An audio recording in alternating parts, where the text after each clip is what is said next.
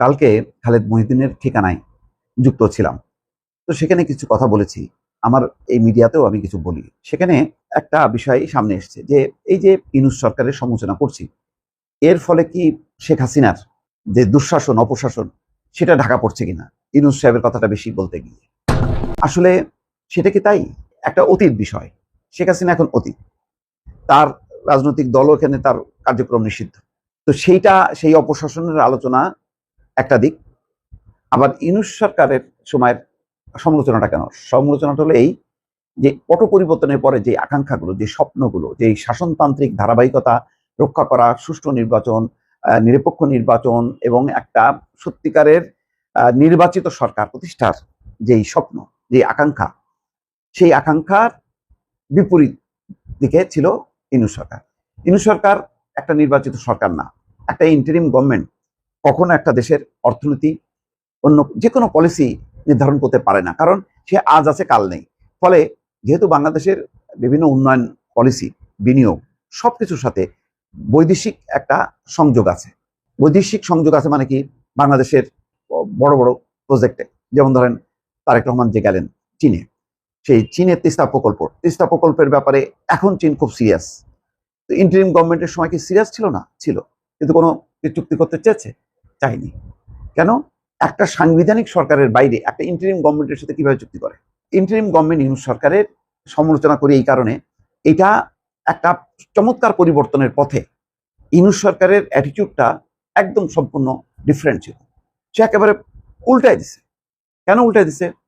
যে ইউনূস সরকারের যে কাঠামোটা, সেটা কি? এমন একটা অন্তর্বর্তী সরকার বা তত্ত্বাবধায়ক সরকারের কাঠামো, যেটা মনে হচ্ছিল যে তারা এসে একটা ভালো নির্বাচন দিয়ে দেশটাকে একটা নির্বাচিত সরকার হাতে তুলে দেবে, কিন্তু তাই করছে। তারা মনে হচ্ছে যে নিজের একটা দল, এবং তারা মানে আকাঙ্ক্ষা করে যে তাদের পেছনে সবচেয়ে বড় খুঁটি হচ্ছে এনসিপি, ছাত্রদের রাজনৈতিক দল। দ্রুত সংগঠিত করার ক্ষেত্রে ইউনূস সরকারের একটা ভূমিকা, ছাত্র প্রতিনিধিদেরকে সরকারের বিভিন্ন পর্যায়ে যুক্ত করার মধ্য দিয়ে এই ঘুণে ধরা দুর্নীতিবাজ আমলাতন্ত্রের সঙ্গে যুক্ত হবার পর পুরো মোটিভটাই চেঞ্জ হয়ে গেল। তখন কোটি কোটি টাকার দুর্নীতির একটা প্রবাহ শুরু হয়ে গেল এই তরুণ অভ্যুত্থানকারী নেতা বা তাদের সমর্থকদের মধ্যে। ফলে পুরো অ্যাটিটিউডটা বা লক্ষ্যটা কিন্তু আরেক দিকে ধাবিত হলো।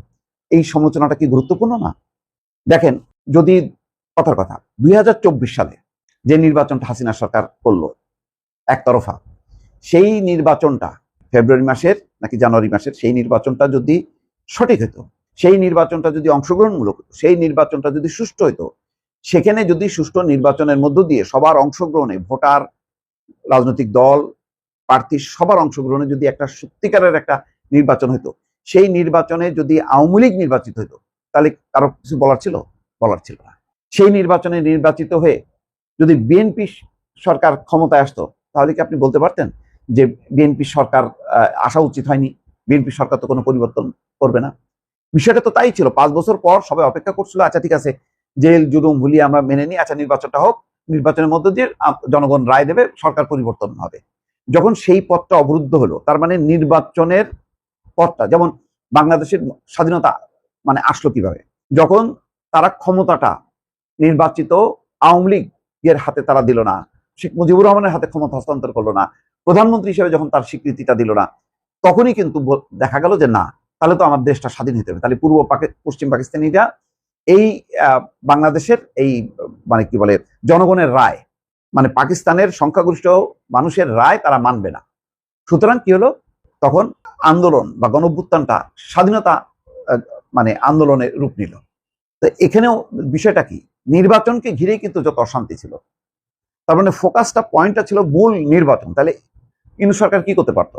কালকে যেমন খালেদ মহিউদ্দিন বলছিল যে এরকম একটা বিশৃঙ্খল অবস্থায় 3 মাসের মধ্যে কি একটা নির্বাচন করা সম্ভব হতো? পুলিশ নাই, প্রশাসন নাই।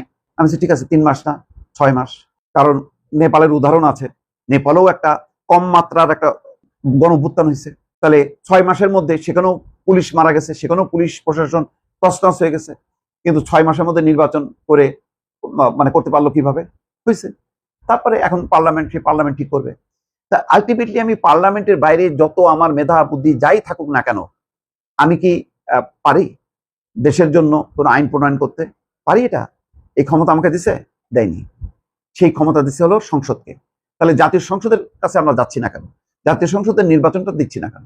ওই যে এমন ধরনের সংস্কারের কিছু ফর্মুলার সামনে এনে শাসন ব্যবস্থাকে প্রলম্বিত করে বাংলাদেশের বিনিয়োগ অর্থনীতি একেবারে ধস নামায় ফেলছে। কারণ অল দ্য টাইম মানে যদি একটা শাসনতান্ত্রিক সরকার না থাকে তাহলে ওই দেশের সাথে অন্য কোনো দেশ অর্থনৈতিক বিনিয়োগ ব্যবসা বাণিজ্যে যুক্ত হয় না। তাই দেখা গেছে। এবং ডলারের সেই মানে লাগামহীন ডলারের মূল্য বৃদ্ধি, অর্থনীতি ধস নামছে, রপ্তানি ধস নামছে। শুধুমাত্র আমার রেমিটেন্স, মানে এটা তো আর সরকারের কোনো কৃতিত্ব না। তখন বিদেশে থাকা আমাদের কর্মীরা টাকা পাঠাইছে, দলে দলে টাকা পাঠাইছে, যার কারণে রেমিটেন্স প্রবাহটা অব্যাহত। তো রেমিটেন্স প্রবাহটা অব্যাহত থাকবেই।